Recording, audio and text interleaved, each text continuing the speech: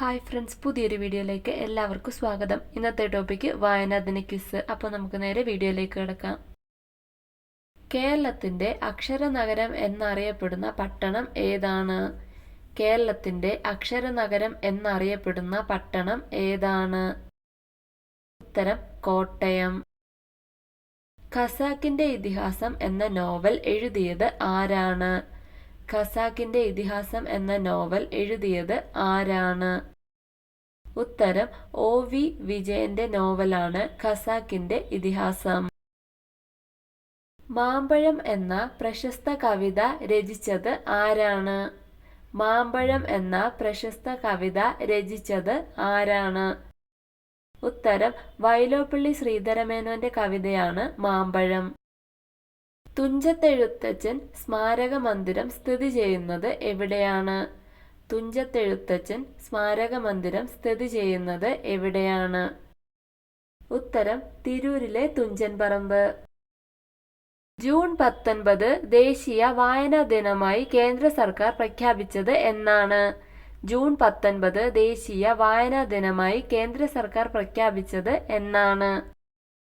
ഉത്തരം 2017. കേരളത്തിലെ ജനകീയ ഗ്രന്ഥശാല പ്രസ്ഥാനത്തിന്റെ ഉപജ്ഞാതാവ് ആരാണ്? കേരളത്തിലെ ജനകീയ ഗ്രന്ഥശാല പ്രസ്ഥാനത്തിന്റെ ഉപജ്ഞാതാവ് ആരാണ്? ഉത്തരം സ്വാതി തിരുനാളാണ് കേരളത്തിലെ ജനകീയ ഗ്രന്ഥശാല പ്രസ്ഥാനത്തിന്റെ ഉപജ്ഞാതാവ്. ജൂൺ 19 വായനാ ദിനമായി ആഘോഷിക്കാൻ പ്രഖ്യാപിച്ച പ്രധാനമന്ത്രി ആരാണ്?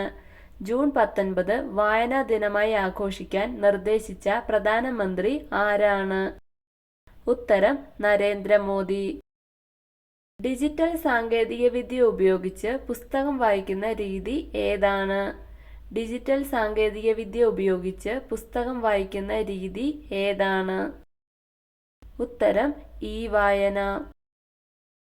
മലയാളത്തിലെ ആദ്യത്തെ രാഷ്ട്രീയ നാടകമായ പാട്ടബാക്കിയുടെ രചയിതാവ് ആരാണ്? മലയാളത്തിലെ ആദ്യത്തെ രാഷ്ട്രീയ നാടകമായ പാട്ടബാക്കിയുടെ രചയിതാവ് ആരാണ്? ഉത്തരം K. ദാമോദരൻ. ദേശീയ വിദ്യാഭ്യാസ ദിനം എന്നാണ്? ദേശീയ വിദ്യാഭ്യാസ ദിനം എന്നാണ്? ഉത്തരം നവംബർ 11 ദേശീയ വിദ്യാഭ്യാസ ദിനം.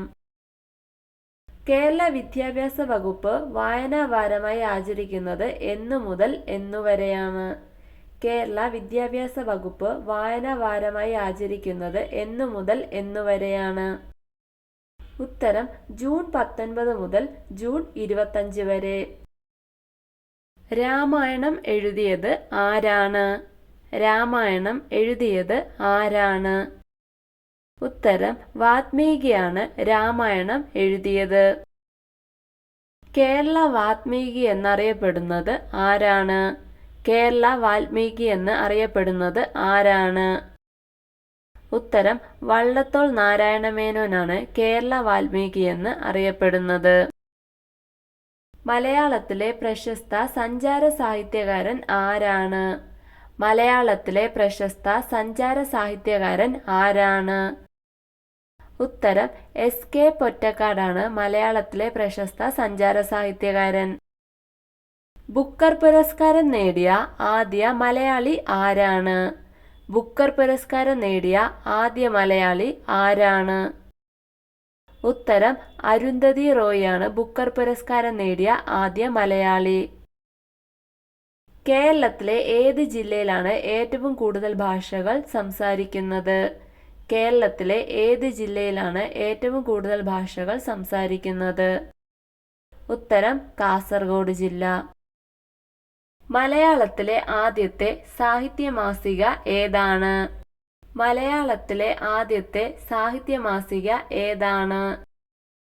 ഉത്തരം വിദ്യാവിനോദിനിയാണ് മലയാളത്തിലെ ആദ്യത്തെ സാഹിത്യ മാസിക.